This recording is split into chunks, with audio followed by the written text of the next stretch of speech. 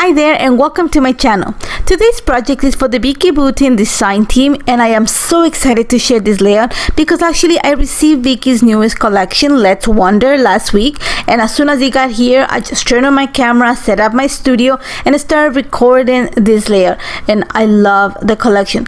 Very, I'm gonna say, a super versatile collection. It is focused on traveling, but it can easily transform into an everyday collection.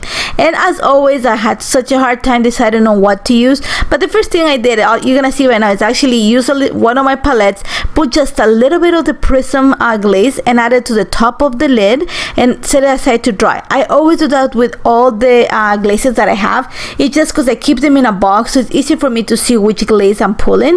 And then you're gonna see that I went into my stash. I have lots of pictures of our family travels, and I picked two that I think is gonna work with an idea that I have. Now I want to work with the new texture pastes, and these are amazing.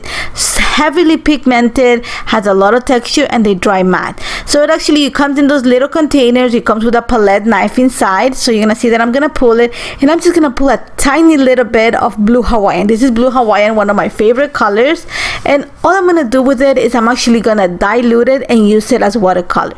And all I did, you're gonna see, is I'm gonna bring my little spray bottle and use my brush just to move it around to dilute it. I wanted to come to a really watery consistency, so I'm able to spread it on my page. And what I'm gonna use for the background is just a foundation paper. I have not yet, so this is just a foundation paper, a plain foundation paper. But I know that I'm not gonna add lots of water. I am gonna add water, but not tons. So the first thing I'm doing is I'm just adding a few splatters of water and then a little bit of the pigment, in this case the diluted paste, and I'm just gonna help move it around with the brush. And that's just gonna create that really soft watercolor look on the background.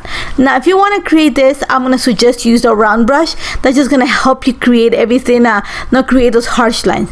So you're gonna see that I'm gonna speed it up, but it takes no time. It's very simple because with the way that I want to add my watercolors, I'm just gonna create like a little triangle, a corner in this case.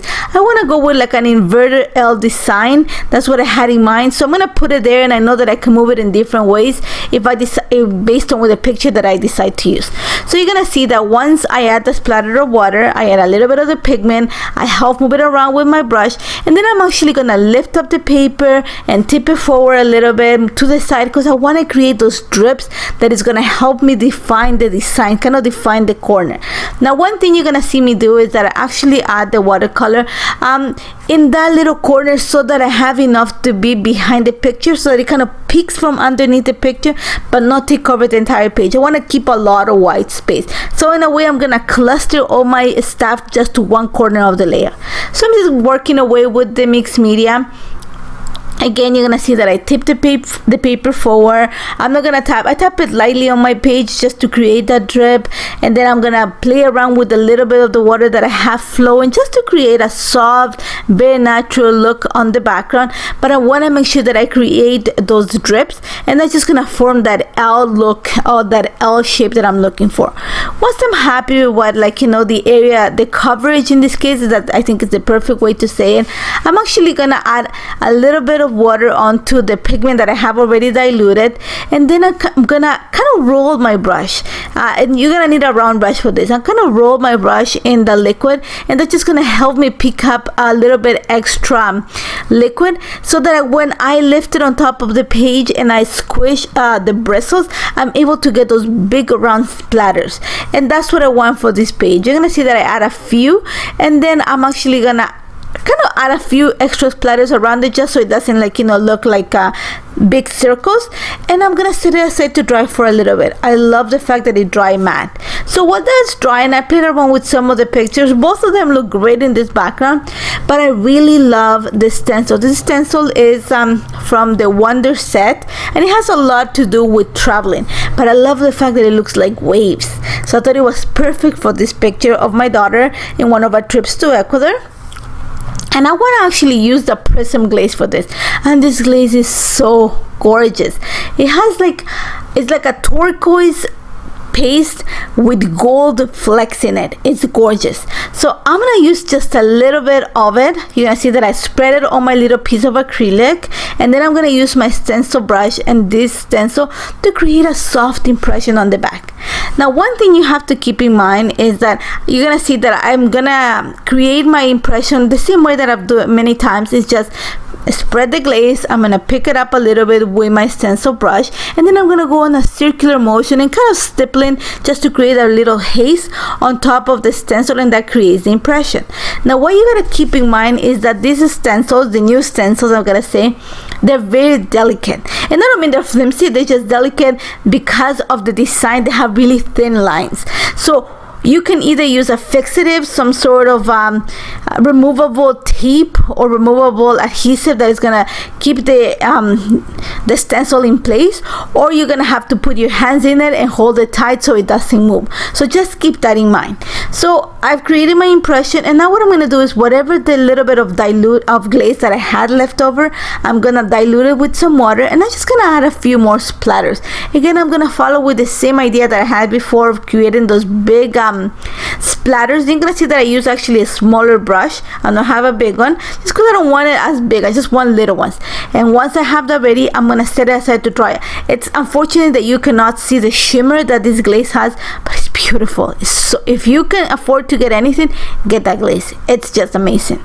So while that's drying, I'm just gonna go ahead and start building some layers for my picture. And for that, I'm gonna use the 6x8. I really like this paper that has the same wave shape that I have on the background. So I'm gonna kind of frame my picture with it, and then once I have it in place, I'm actually gonna use the paper. Is called Let's Get Lost in Paradise, I think it's, or Lost in Paradise, and it's the one that has the big 4x6 journaling card, and there's a guest check there. Oh my god, I need like 1,000 papers of that because I love guest checks. So all I'm gonna pull is actually the paper that actually the little card that says Lost in Paradise, because I want to use it to layer my picture so that the word paradise shows on the side of the picture. So you're gonna see right now, I'm just gonna have the idea that I have, and I'm actually gonna keep it together with a paper clip until I'm ready to glue everything in place. So then I started going through the ephemera pack, and there was so many things that I could have used, but I try to restrain myself. I pulled that flower just because I want the tropical feel, and then I went into this paper. I think it's called Sunshine and Bloom. I can't remember exactly, but something to do with sunshine. And I cut a few. I'm gonna fussy cut a few of the flowers. Another yellow one. I'm gonna bring some of the blue just because I have that blue undertones, but it's gonna make it very tropical. At the same time, the B side of this paper has like this yellow tone with flecks of blue and teal and white, which are the colors that I have. Then I started going through the ephemera again, and they had this little set that looks like stamps or seals, and they're just so beautiful. So I cut one of them that says en route just to add to my layout. And I'm gonna do right now is just gonna start fussy cutting the flowers so I have everything ready, or to start building the layout. Now one of the things that you're gonna see is that you don't see, is that I actually added a little bit of foam adhesive between the picture and the layer that says paradise, just to create a little bit of a lift, not that much, very little. And then I'm just gonna cut a little piece of that paper that I told you, that B side, just to add a small layer behind the picture. And once I have that in place, I'm actually gonna set it onto my page. I'm gonna try to keep everything towards the bottom right corner of my layout. I want to kind of put everything where the where that corner of the mixed media is at. So you're gonna see that I'm gonna set my picture, and I'm gonna go ahead and just start building the clusters. So I'm gonna add that big yellow flower that I found in the ephemera pack, and there's quite a few of them in the ephemera pack. There's leaves, there's a little branches. I actually use one of the leaves, pieces of the leaves, to create to buck up the cluster. And I'm gonna add some foam adhesive behind some of the flowers just to create some dimensions to add to the movement of the page. And then it came to adding more embellishments, and I struggled with that. Not because it was hard, it was just because it was so many things that I could add, and at the moment I only have one of each of the collection, so I know that I cannot just add lots of it, because I want to make sure that I have plenty to create all these projects until the next, I'm able to get more to work with. So I'm just gonna add a few, and you're gonna see that I'm gonna try to add my embellishments so that they help me with the design, that kind of inverted L design that I have going on the page. Now I struggle a bit with the title just because there were so many things that I could have added, but I really like this little kind of rectangular line. I said get out and explore. This comes from the journaling ephemera, and I really love the fact that it's that really rectangular shape, so it's gonna help me elongate the shape. And I'm just gonna glue it onto the page. You're gonna see that I bring a few of the stickers from the sticker sheet from the tablet. I'm actually gonna bring that geotag. It's actually from the chipboard sticker, so I'm gonna add a little bit of foam adhesive behind it. And because I'm bringing that chipboard, it has like a little bit of shine, like kind of foil, so I'm gonna bring a little bit of washi tape underneath the picture just to bring more of that holographic foil look onto the page. Once I have that in place, and you're gonna see that I'm fighting the sun because it was really sunny in Toronto that day. I actually forgot, until I moved the curtain, I forgot to actually turn off the camera. So all I did to balance the layout is cut a little slit at the top of the page and kind of folded the edges of the slit towards the inside of the paper, stapled them, and back the area with one of the papers from the 6x8 paper pad. I chose something that had a lot of teal and blue in it, and then I'm adding those stars and those sentiments. All of that comes from Vicki's stamp set from the Let's Wonder collection. It's a beautiful stamp set. It has stars and beautiful sentiments. All I have left to do is add my Lenzo journal right at the bottom right corner of the layout, and that's about it. I love how this turned out. I love the colors. I love the glaze. I love the glaze. I have to say it again. I love the glaze. If you can afford it, get two, because I know I'm gonna need at least 3 of them.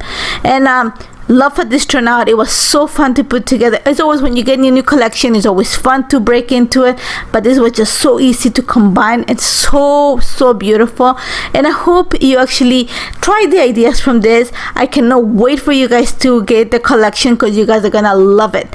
And as always, if you have any questions, do not hesitate to contact me. Like I said before, I hope the collections start arriving to the store soon so you can play with it. Thank you so much for joining me, guys, and I hope to see you soon. Take care.